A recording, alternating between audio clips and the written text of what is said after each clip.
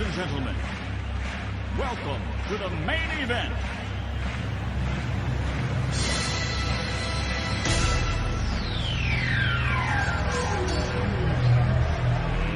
Let's get ready to rumble!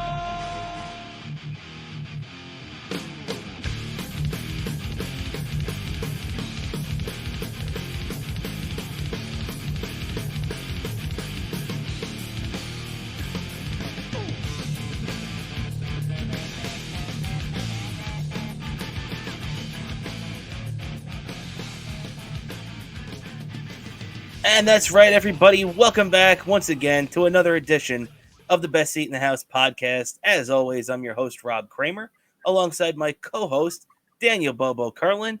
And Dan, how you doing today, buddy?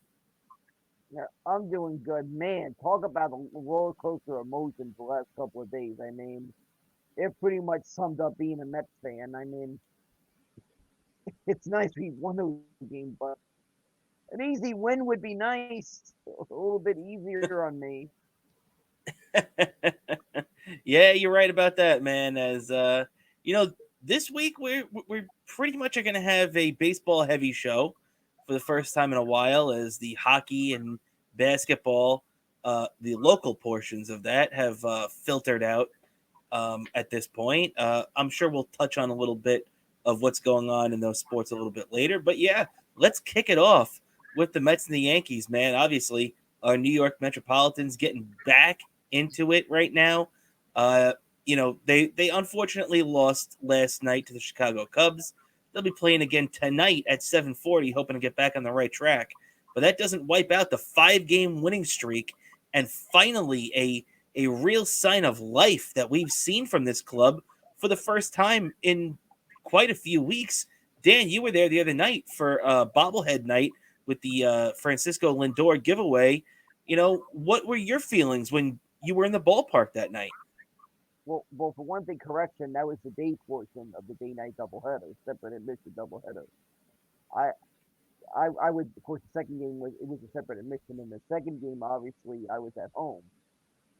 But the first game, I was at the ballpark, and man, that was one heck of a game. Like the ballpark, I think there was at least 30,000 there.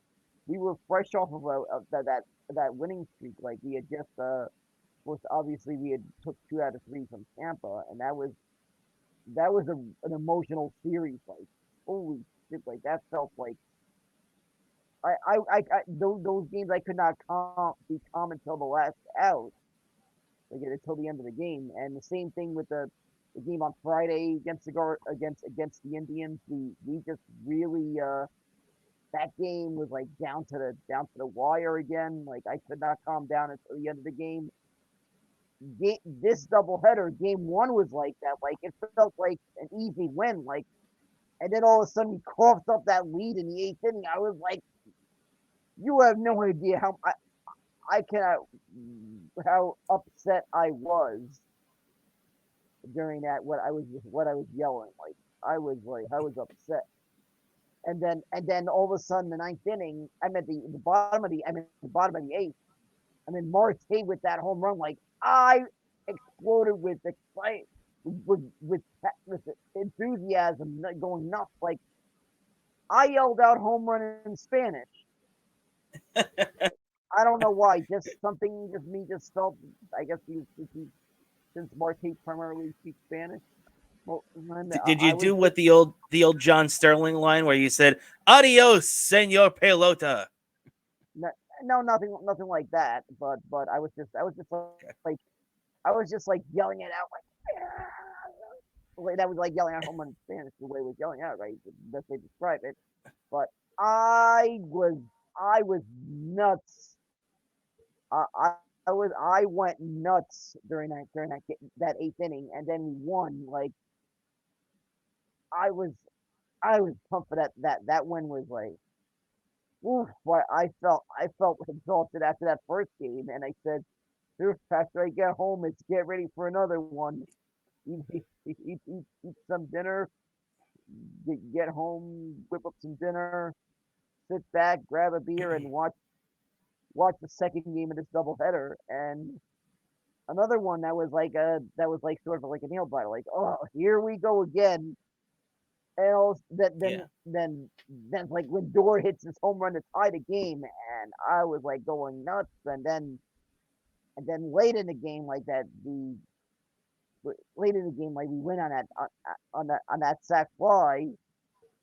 We win a game. We sweep the series. I just went nuts. Like I cannot tell you what that felt Yeah.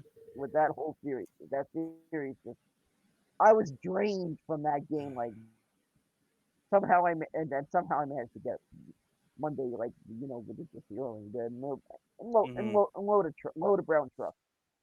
Let's put it this Yeah. way. Well, I mean, all six of those interleague games between the Rays and the Cleveland, whatever you want to call them, Guardians now, I guess.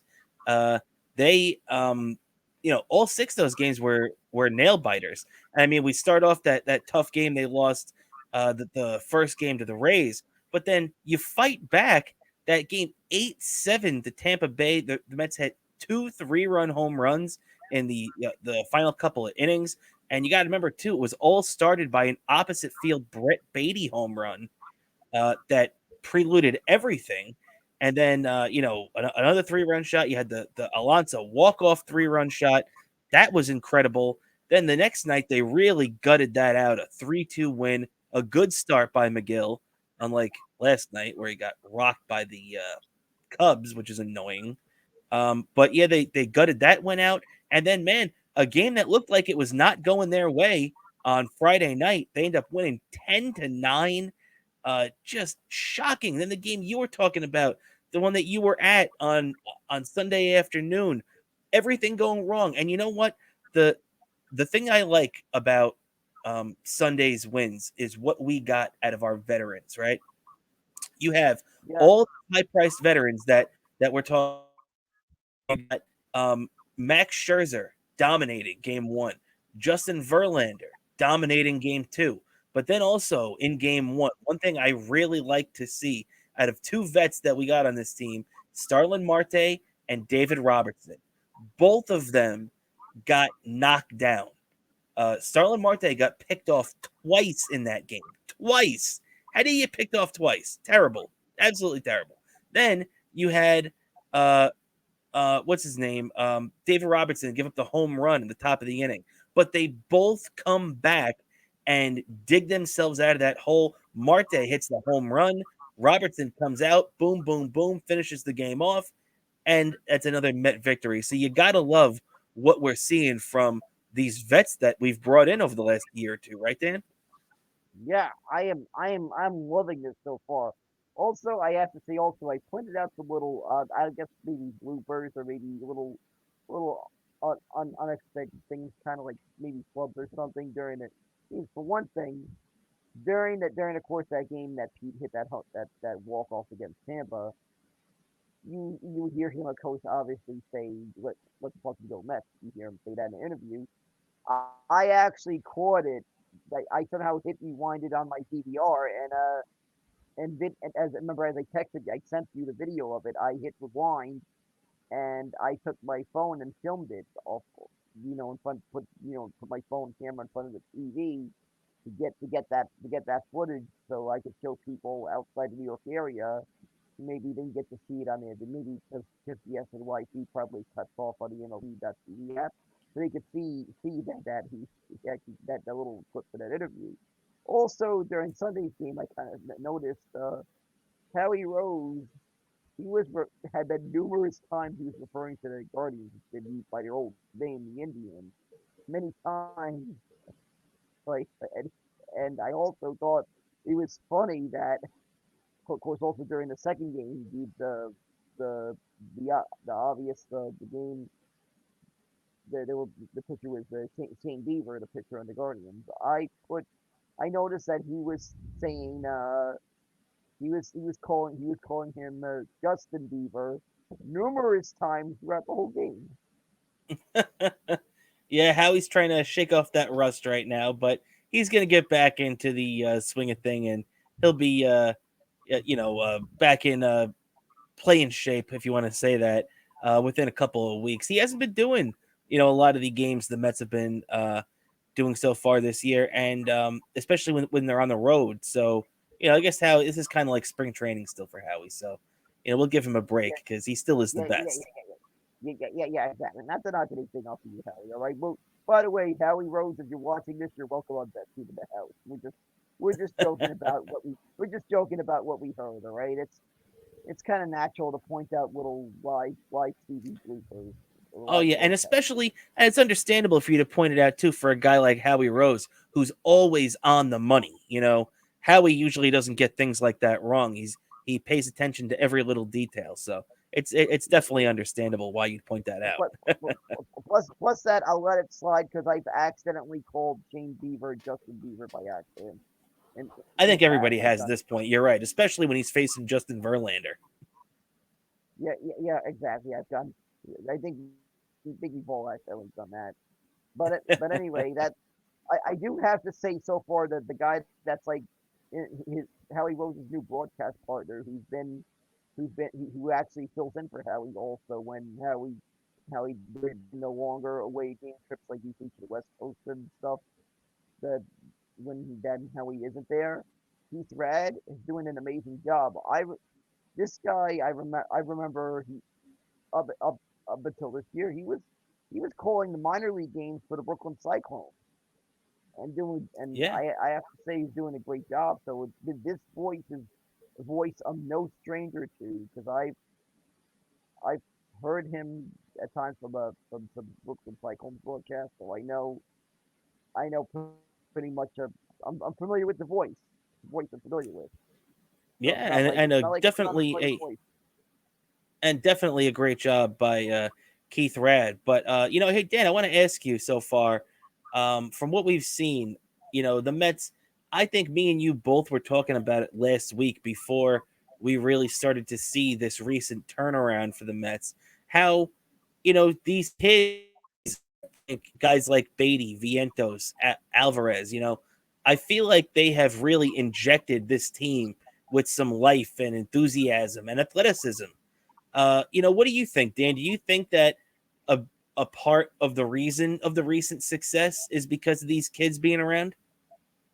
Exactly, and I think Buck needs to have them in the lineup more often. All right, it, I it's agree. Even enough of tonight, enough of I if you had to choose tonight, because you mentioned that, Dan, I see Vogelback is in the DH spot against the righty, which okay, I can understand that. But if you were making the call tonight, would you have put Vientos in that DH spot? yeah, exactly. I just feel this guy. You're wasting a player's you're wasting this guy's ability, having him on the bench way too much. It I meant agree. the reason he got to where he to the point that he was called up.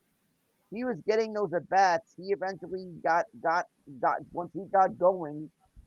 That was it. He was a hot hitter, and Yeah, that's the only way we're gonna get that here is if he's getting that once he got going, getting those at bats. We could have a monster of a player. And then it's like I hear all the things on Twitter. I mean, let's face it, let the kid play. These guys, there's yeah, nothing to lose, right? I just I get nervous when I see Vogel back in the lineup when he's at bat. I says, just please don't strike out. I cannot tell you how many times he's at bat. It led to a moment where, I mean, we base runners on base like that. I've yelled out usually the classic movie line from The Sandlot. You're killing me, Smalls. yeah. It's true. It's true, man. And Vogelback. The thing with Vogelback too is we know exactly what we have in Daniel Vogelback. He's a decent player. He's a nice bench guy, in my opinion. He could come out. He could draw a walk. He's not going to really, although he looks like he should hit for a little power. He really hasn't shown much power in his, almost full year as a Met now.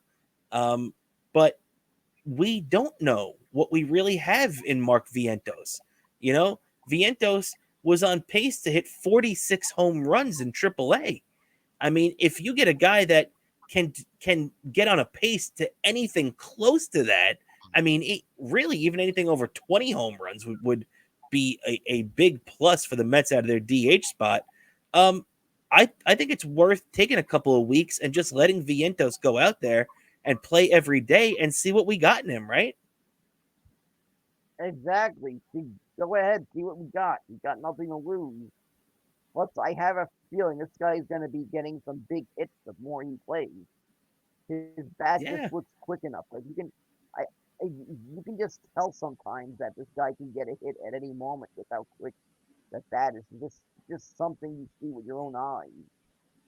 And Dan, you're absolutely right. And last year it wasn't like that, right?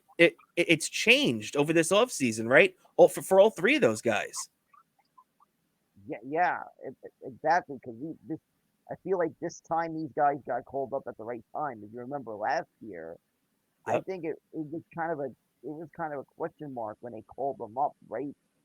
They maybe should have called them up maybe July or August, and they called them up in September. Like a week left into the season, you call up these guys, all Yeah. expecting It was them to almost be like a the last all right. resort, right?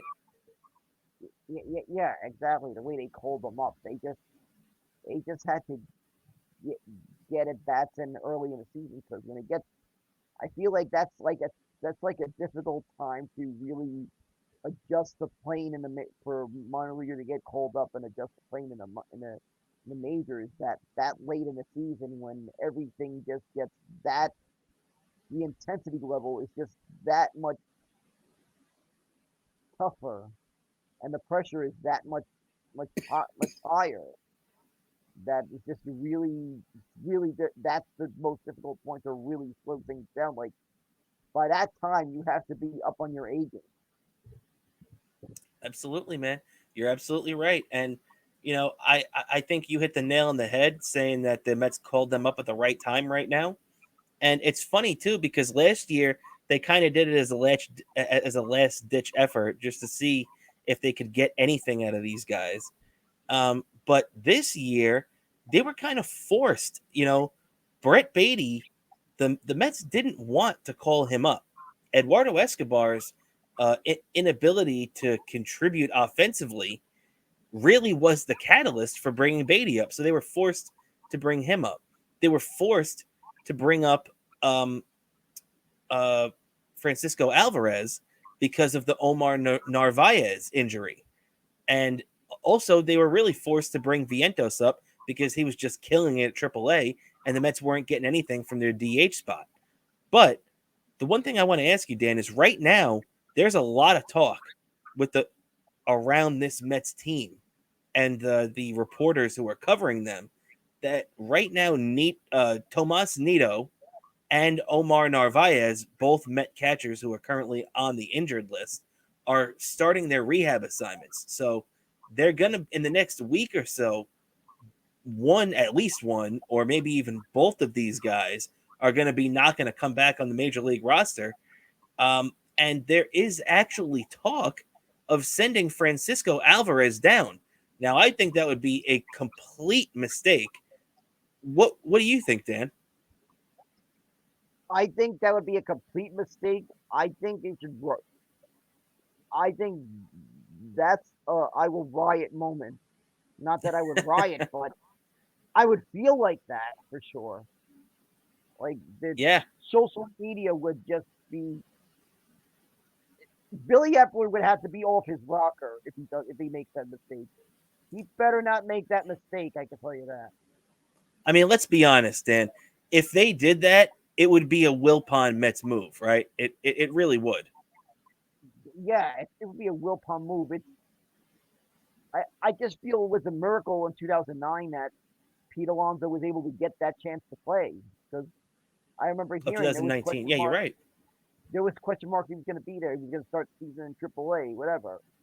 If they Mm-hmm. if they operated like that, I don't think he would have ever gotten in. But he somehow by luck they realized what they were seeing, and then in spring the minor league the previous year and in spring training, he really forced his hand, and they realized they somehow thought they had to bring up the best team they could possibly put on the field, and it was like just pretty much they thought luckily they thought right there in front of their face what they have right there in front of them, and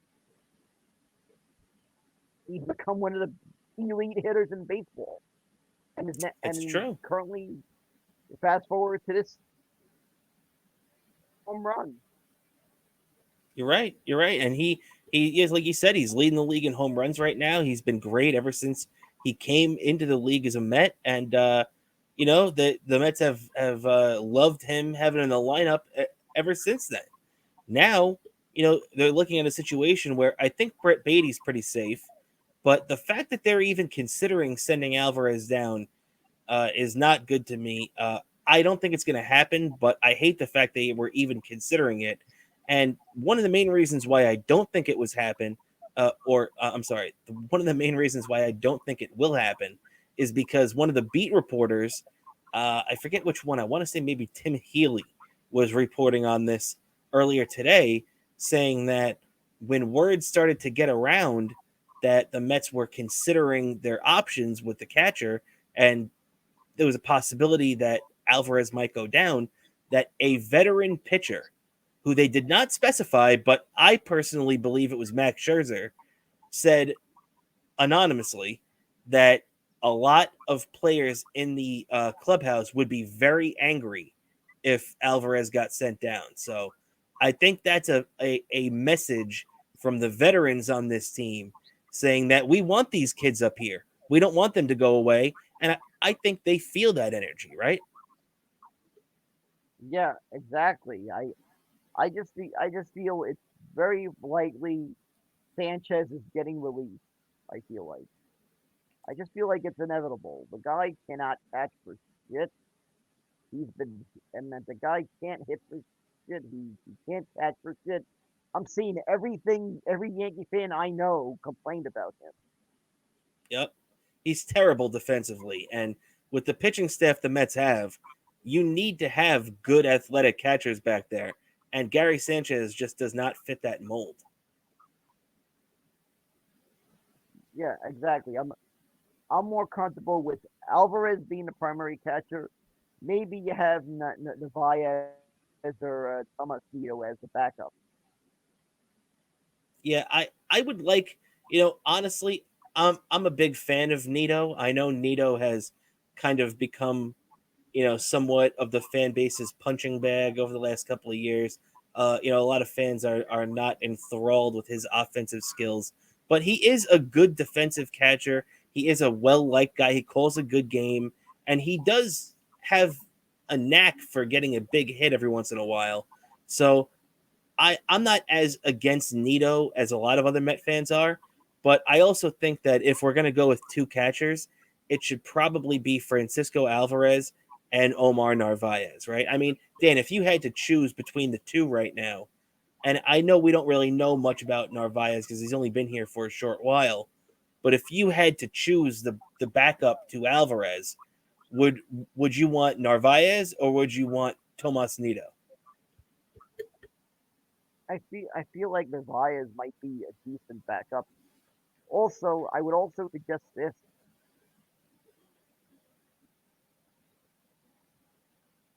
hot hitting streak. And back in the day, before when the DH wasn't a thing in the NL, when we had like a player like Mike Piazza, who was the guy who was able to hit, we had to we had to have an off day. You have to give him an off day a lot of times, day games after a night game. We have the DH now. You could easily DH Alvarez at DH Yep. on the Yeah, day you he's could not DH catching. Alvarez and stick Narvaez in there too. That is one of the reasons why I do like Narvaez too, is that he's a left-handed bat that you can kind of put him in there in the bottom of the lineup and shake things up a little bit. You know what I mean? Yeah, exactly. So I feel that's the direction to go. I feel like Narvaez is going to get called up. Sanchez is going to be released. Yeah, I hope so. You were telling me last night actually when we were texting during the game about your dislike of the Mets acquiring these Yankee reject players, and I totally agree with you. And I think that that Gary Sanchez definitely fits that bill, right? Yeah, and speaking of that, if players that I feel like maybe that a former Yankees that have played for the Mets, I'm gonna say one of the few that ever worked out in Mets history, it would be probably be Curtis Granderson. That's a good one, man. Yeah, I was a big fan of Curtis Granderson. He was a big part of that 2015 and 2016 Mets team. So yeah, no doubt about it. Gotta love Grandy, man. He was great here. Yeah, and I just feel like he got so many big hits, and He it did. just he just seemed to be a vital part of that team, just as a teammate. And he, there was just so many clutch moments with Granderson. Plus, I have to Yeah. say, Granderson is one of the nicest baseball players I've met, and I got him to sign a baseball when I saw the Mets on the time because how close I was sitting, so I was able to. Well, during DC, I got him to sign a baseball. Also, he kind of gave a little nod to me when he homered to tie the game because I'm somehow end up with these seats that probably cost a lot less than they do in New York, and I'm Hmm. sitting there when the Mets tied the game, and I'm holding this giant Met flag, and he gives a nod to me, and my mom saw it on TV, and I noticed it on TV when I watched the broadcast of the game. I Very cool. DVR'd the game, so I took a look at it, and I noticed it that yeah, Anderson gave a nod to me there. He saw that Mets flag. So that was pretty cool the way he acknowledged that he saw a visiting fan. He saw a Mets fan in the stands, and he acknowledged it. That was pretty cool. But yeah, also in 2016 when the Mets clinched that wild card spot, that playoff spot in Philadelphia, I made the trip up there along with a lot of Mets fans. I made it a 2 hour trip from New York. I hopped on a bus and went out there to that game. I came back home the same day. There was a lot of Met fans, especially we're sitting right behind the visiting dugout. He high fived all those Met fans that were in the stands. He reached out and high fived them.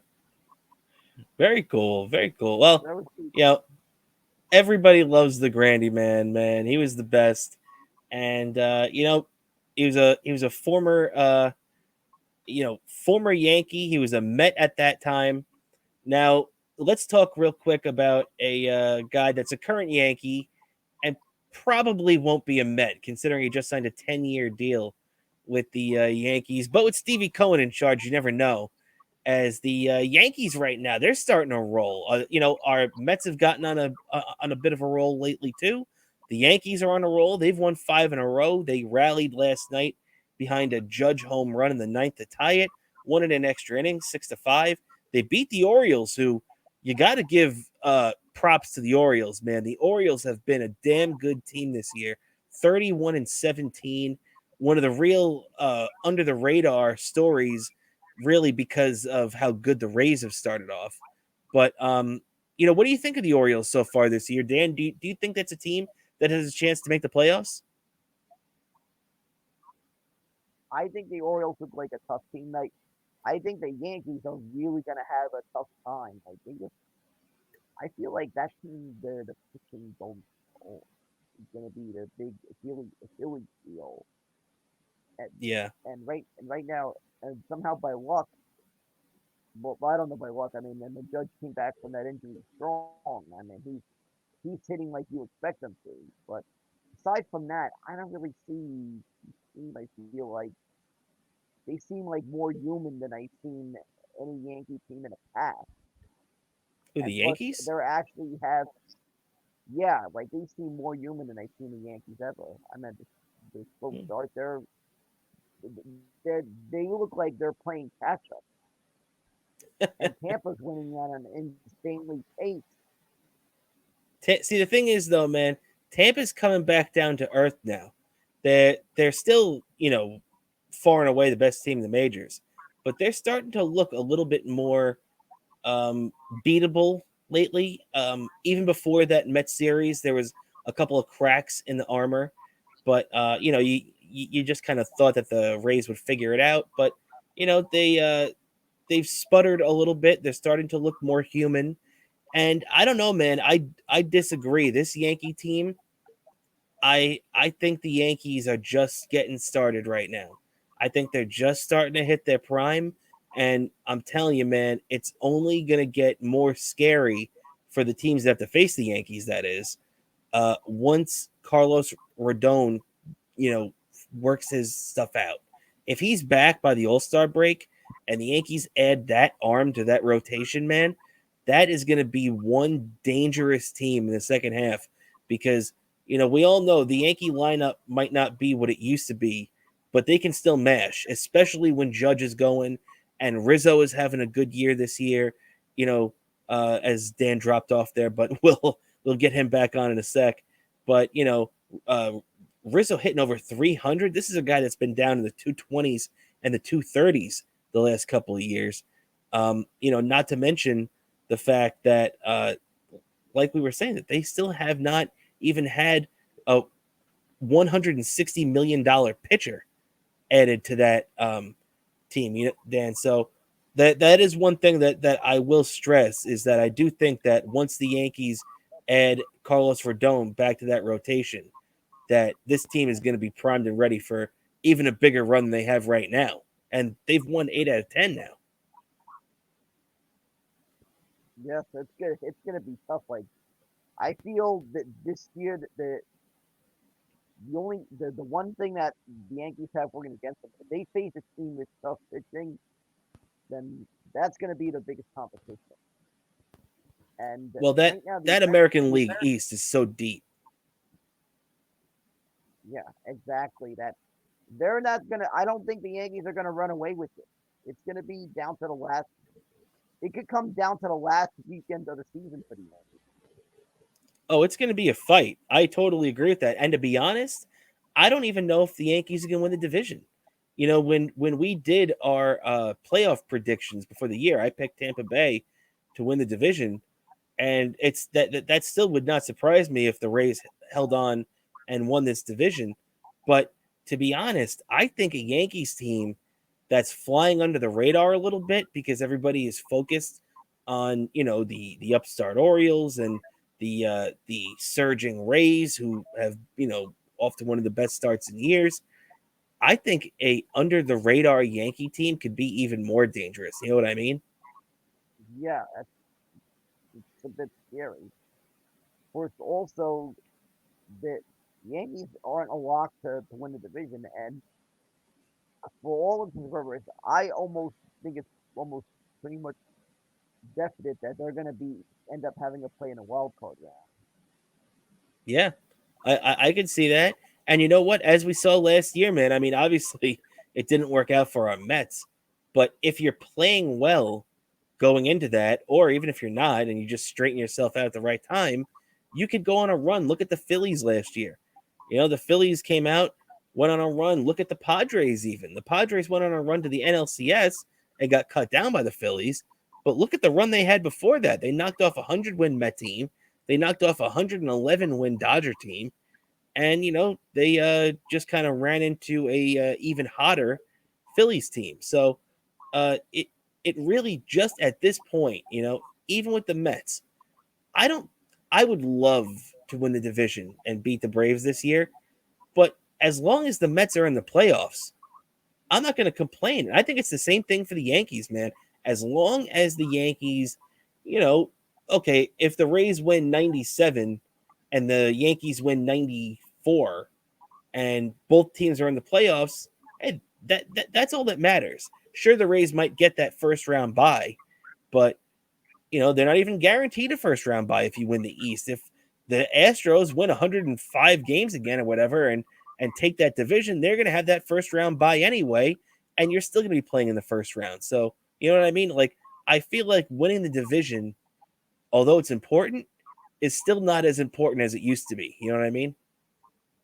Yeah, exactly. I just feel like the Mets could just barely sneak in the playoffs, and they could just have a monster playoffs. And well,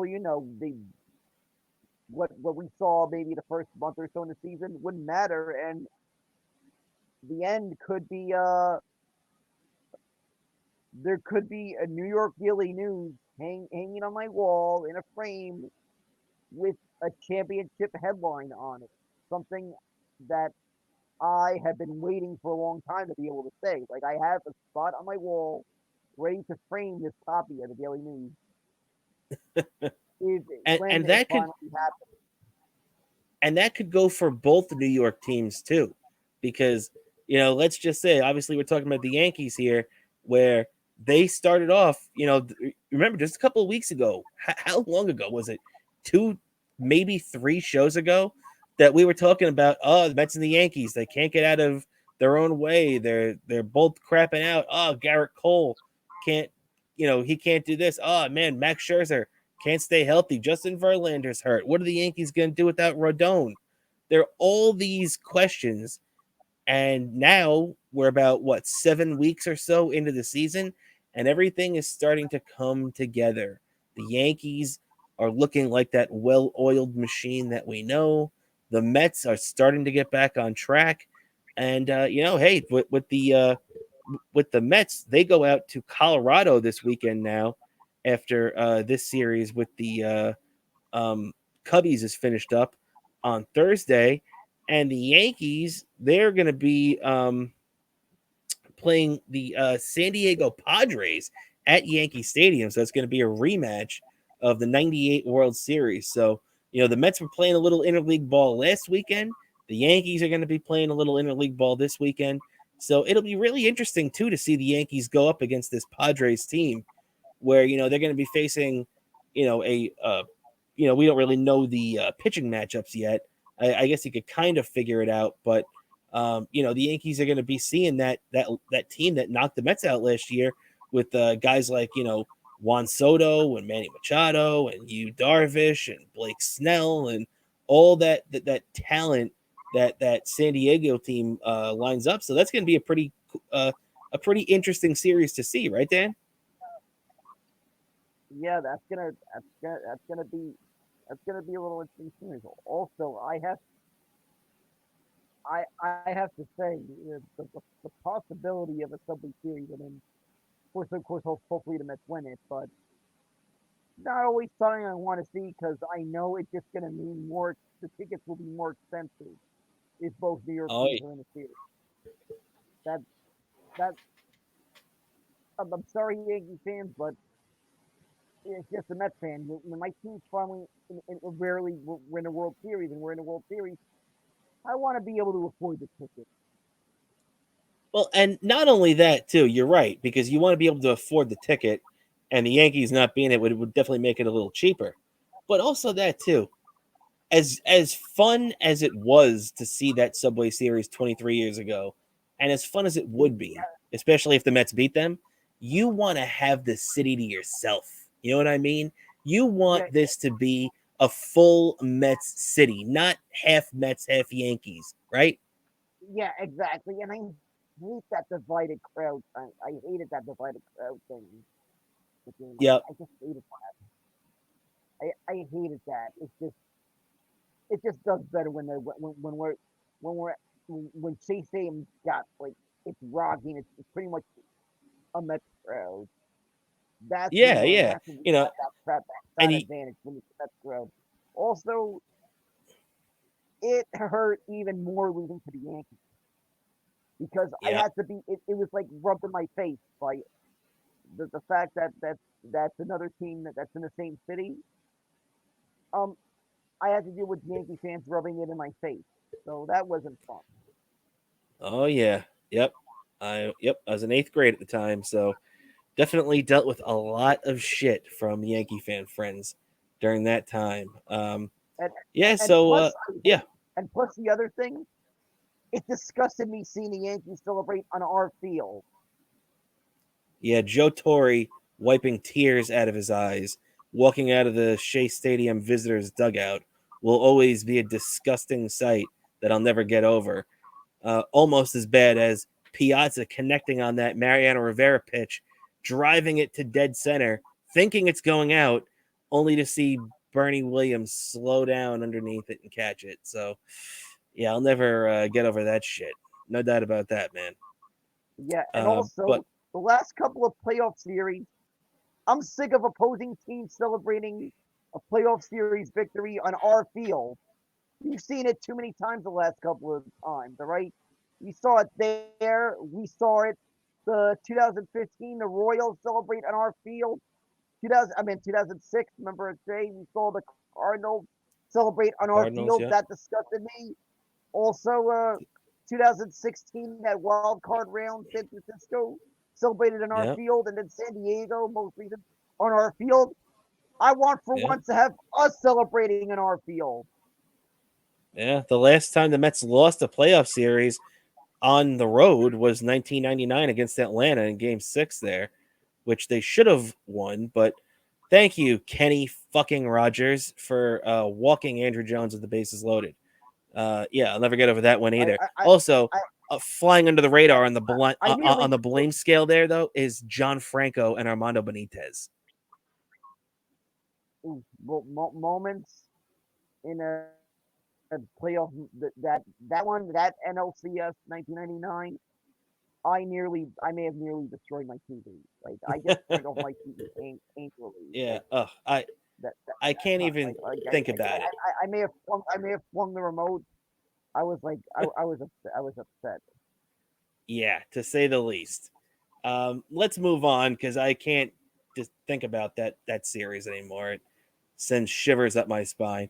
Let's talk about a playoff series ending for a guy that we're happy that he got knocked out. Dan, me and you were talking about this the other night too. You were very happy that LeBron and his Los Angeles Lakers were eliminated by the number 1 seed Denver Nuggets, going to the NBA final for the first time. Uh, so take it away, Dan. You must have been very thrilled to see LeBron go down like that, right? Oh my God, that makes me happy seeing LeBron James lose. I have not gotten over the way my reaction that day, that shit show, that decision. Remember that? Every Knicks fan Yep. in the entire city was watching that one. I was furious. Like I cannot tell you what what that was like. Like I was like I was booing the TV. Him going to the Miami Heat. The Miami Heat, come on. We could have gotten that super. We could have gotten you that super team here in New York. And I don't know. Like I remember last week I told you about that whole pitch video that apparently the Knicks did. They got they they got James Gandolfini to reprise his playing the Soprano role to get and to somehow talk LeBron James into signing with the Knicks. And Mm-hmm. I, in my own head, I imagine what that video like Tony Soprano saying, "Come on, what's the matter with you?" I don't know. Yeah. I'm not that good at doing this Tony Soprano impression as Anthony Cumia could, but it's difficult. It's not a difficult situation, LeBron. So, A very difficult situation. Yeah, yeah, I'm like I I'm not good imagine, at it either. yeah, like I imagine that that's probably what the video was like, and he turned it down, and it hurt even more seeing the Miami Heat win over the championship. Like that could have been us. I said, Yep. LeBron, this could have been us. We could have been Well, celebrating. We would have been singing your praises as you were going down a Canyon Hero, but you had to go to Miami. You son of a bitch. yep. He had to take the easy way out, right? Go down there with D Yeah, Wade in an already made situation. But Dan, actually speaking of this whole situation, because obviously the Knicks ended up not getting LeBron from that, and they pivoted and came away with Carmelo Anthony. Now, Carmelo just announced his retirement, even though he's kind of been out of ball all year. And there has actually been talk about retiring Carmelo Anthony's number 7 at Madison Square Garden. I personally am not a Carmelo hater, but I don't think Carmelo's number should be retired at the Garden for a guy that won one playoff series in whatever he was here, 7 or 8 years. That's not worthy of retiring his number, in my opinion. What do you think, Dan? Yeah, I kind of feel the same way. He was a decent player, but he really never won any playoff series.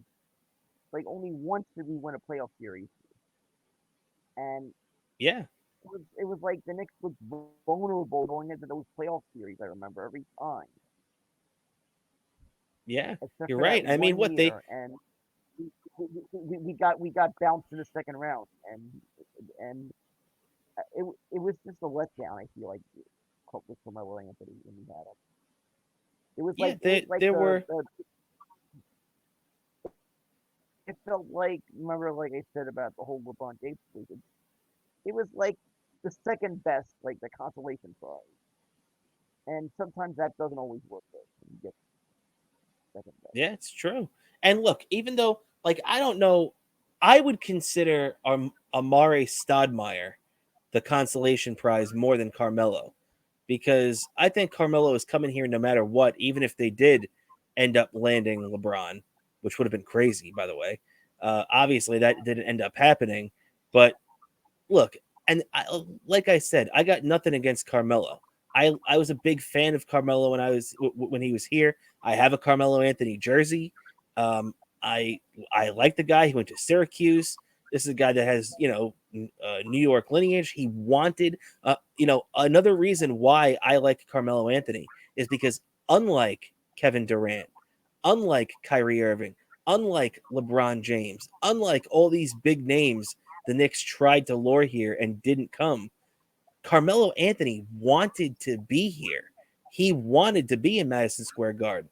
So I like Carmelo Anthony. I'll always have love for Carmelo Anthony, and his image defines an era of Knick basketball. Unfortunately, that era kind of stunk. And as much as I like Carmelo, I don't see any reason that number 7 should be hanging in the rafters, right? Yeah, I just don't see it. I feel like it's just we never really felt like we had a chance to win during that time. It felt like Yeah, like yeah, it's true. it wasn't enough for us to get one guy. We needed more than one. That time we needed more than one star to actually want to come here, and that was always a challenge, and for a long time with the Knicks. And Yeah, I just hope that that changes quickly. yeah, man, it's true. I mean, if you're gonna look at guys that we've brought into Madison Square Garden, I mean, Artemi Panarin, honestly, and I still wouldn't retire his number either. But Artemi Panarin, I feel like, has done more in a Ranger uniform to warrant getting his number retired than Carmelo Anthony. And I'm still mad at Panarin for crapping out in this year's playoffs. But at least Panarin was part of a Rangers team that went on a run to the conference final, and they were just 2 wins away from going to the Stanley Cup. Like Carmelo was never anything like that. He never even took the Knicks to the Eastern Conference final. You know what I mean? Yeah, exactly. The best we had knocked down in the second round. Talk about disappointment. Yeah. I Yeah, I, exactly. I was in a bar watching that series, and I was like in shock. Like Yeah. I, on one end of everybody that, expected the Knicks, everybody thought the Knicks were going to beat the Pacers in that series, and it just didn't happen. yeah, I was I was like disgusted.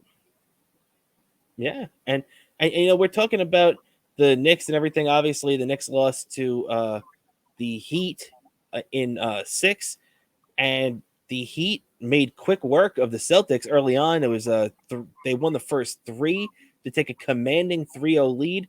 Now the Celtics were able to avoid the sweep last night and force a game 5 in Boston. But Dan, what do you think, man? I mean, it's crazy the way that this series has unfolded. It looks like Miami still has a really good shot of getting to the NBA final. But what do you think about it, Dan? Do you still have confidence? Do you think that the Heat are going to the final, or would you not count the Celtics out yet? I really feel like the Celtics have shown life that I cannot discount them. I mean, we've seen weirder things happen in the playoff basketball, playoff hockey, and playoff baseball. We've seen we've seen weirder things happen, and I would be shocked if the Celtics didn't at least get this series to a game six.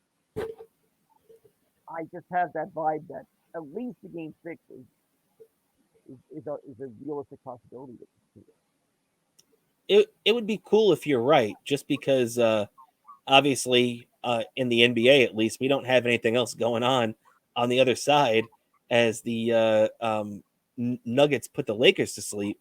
But yeah, I kind of feel like Miami is going to win Game 5, but it would be great to see the Celtics pull this one out. I personally thought, with the way I heard their coach talking, with the way I heard a bunch of their players talking, it seemed like the Celtics were ready to pack up and start the offseason after Game 3. So you really have to give credit to the coaching staff and the players in Boston for, not letting the season crap out on them right there. They fought. They took it back to Boston. So, you're going to have you now after you win that. Okay, being down 3-1 sucks. We've seen this before, but this is what happens. Now you have to focus game to game to game. The Celtics come into Game 5. They know if we win this game, then obviously we go to Miami. And then it just starts. I even saw, Charles Barkley talking about it last night, where 2 quarters before, Charles Barkley was saying that the Celtics were dead and buried. Then he's saying after the game where the Celtics won, he's talking about how Miami better worry because it's going to be in Game 7. So it's just funny how quickly these things can turn around and the momentum can shift from one team to the next. But, I think we even saw the Knicks, where we were kind of hoping the Knicks were going to steal back the momentum, and Miami just has been able to throw a wall up every chance they could, right? So as much as I expect to see the Celtics put their best foot forward and have a good game in Game 5, I still kind of feel like Miami's going to wrap it up. Yeah, that is a realistic possibility. And at the same time, I feel it's not going to be a walk in the park of the game 6, Game 5. Oh, yeah. It's That's going to be one of those games. Yeah. It's going to go down to the last 5 minutes, which is going to be a typical basketball fashion, especially during the playoffs. Those last 5 minutes will feel like 30 minutes. Yeah. Yeah. Even those last, 30 seconds, too, especially with the guys shooting free throws.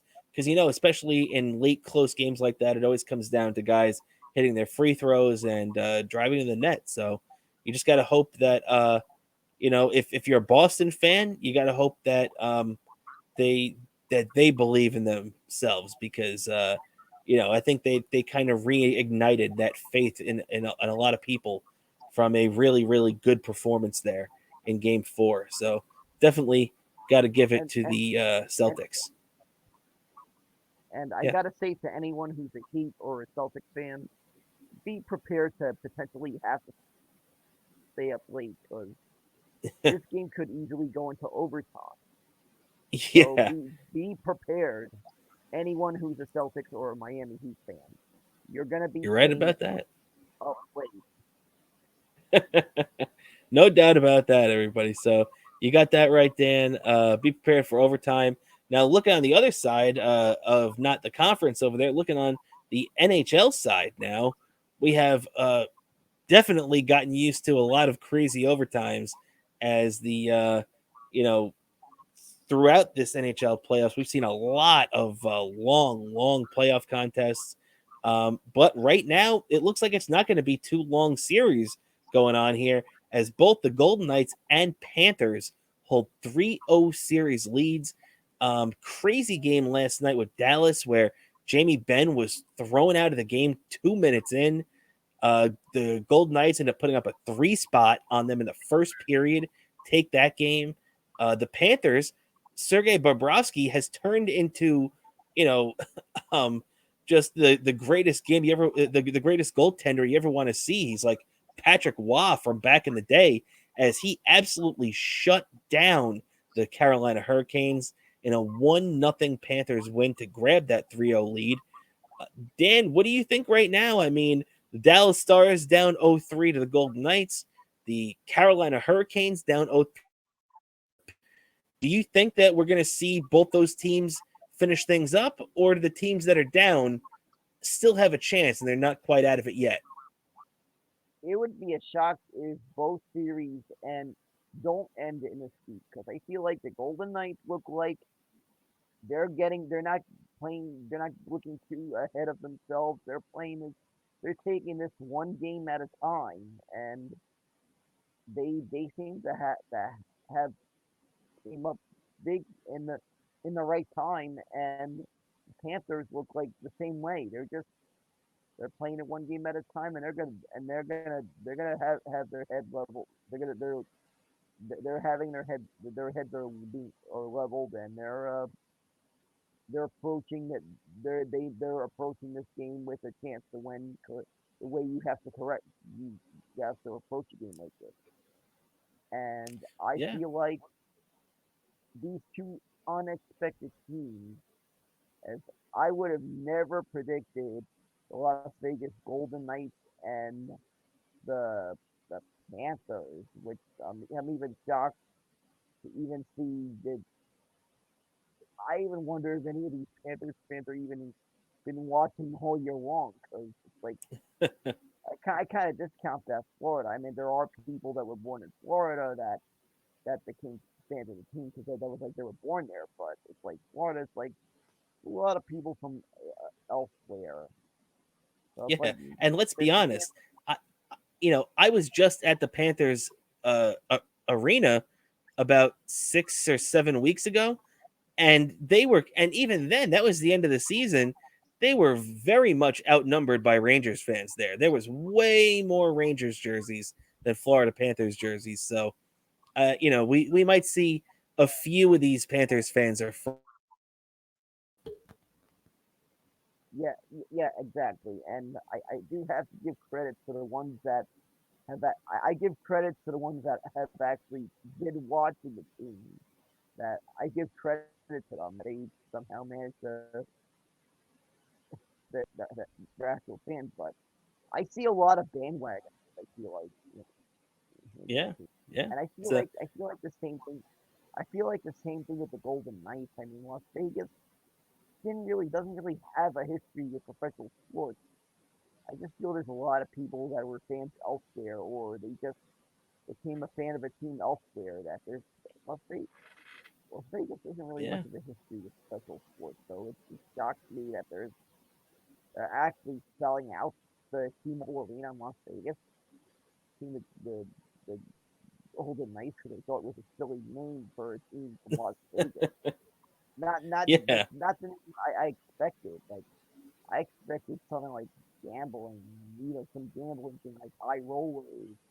When I heard Or the the name, Aces or something like that. yeah.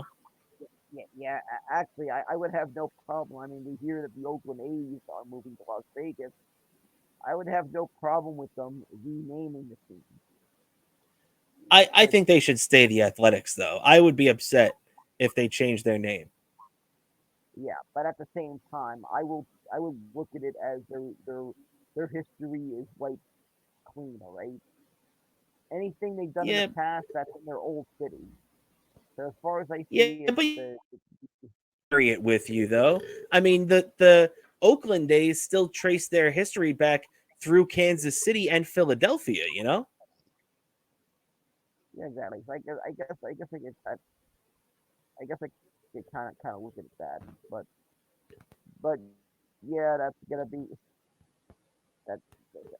But yeah, that is crazy to think of that. That all of a sudden Las Vegas getting professional sports teams in every major sport.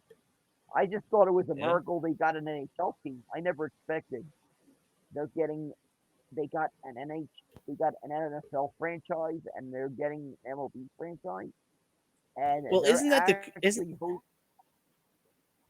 they're yeah? I'm hosting a sorry. Super Bowl Yeah, yeah. and they're Well, yeah the they're craziest thing to me about it too, Dan, is that you would think the league that would be there first would be the NBA, because you remember the NBA held their All-Star game there all those years ago, and everybody was saying that there was going to be an NBA team from Las Vegas there, and now it could be as soon as next year. the NBA is the only team that doesn't have a team in Vegas now. Yeah, that would be shocking. But yeah, I figured that the NBA would be the first team to have a have have a have a team in Las Vegas, being that I definitely thought so. they hosted something I've seen that was unheard of. I've never Yeah, heard of a city that doesn't have a team in that league host an All-Star game. That's unheard absolutely, of. buddy. Yeah, so yeah, that was pretty cool But when they did that a few years ago. then again, in the past, this is something, which is something I'm about to say we'll probably never see again. But at one point, we were seeing Super Bowls in places that don't host an NFL team.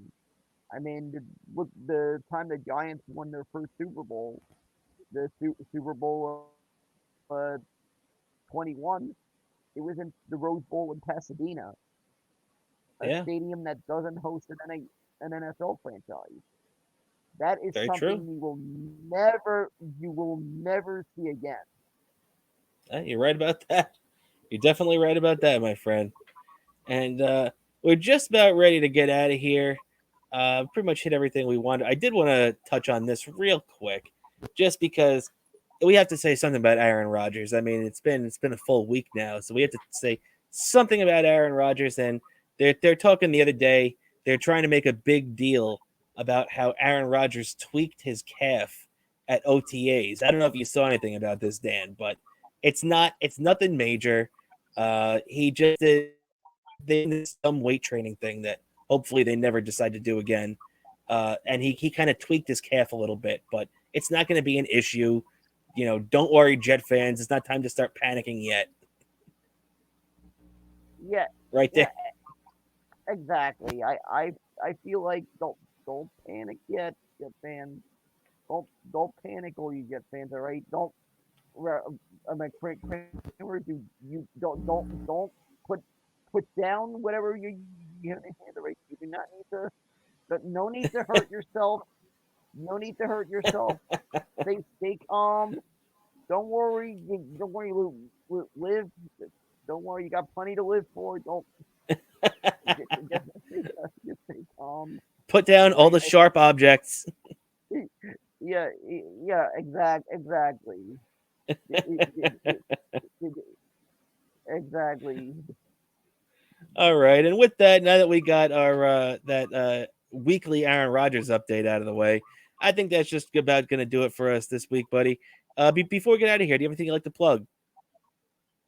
Sure. I got to plug my Twitter handle, Bobo103NYC, my YouTube account, Daniel Curlin, Instagram, Bobo718DK, and that's what I got to plug. And everyone, we'll see you guys next week. Absolutely. So, yeah, and for us, do me a favor and follow me on Twitter at my last name Cramer NY. You can follow the show on Twitter at bsith_podcast, and you can check us out on Instagram at Best Seat in the House Podcast. Also, if you haven't done it yet, make sure to check us out on Rumble, brand new platform for us to explore out there. So do us a favor. We're still trying to get the hang of things out there. We really don't have many subscribers yet. So if you have a Rumble account, we'd appreciate it if you gave us a like and a subscription. So also if you think we've earned it, give us a 5-star review on Apple Podcasts, and like and subscribe to our videos on our YouTube channel, Best Seat in the House Podcast. Everybody, thank you so much for all the support. For Daniel Bobo Curlin and myself, Robert Kramer, we'll catch you next week on Best Seat in the House Podcast.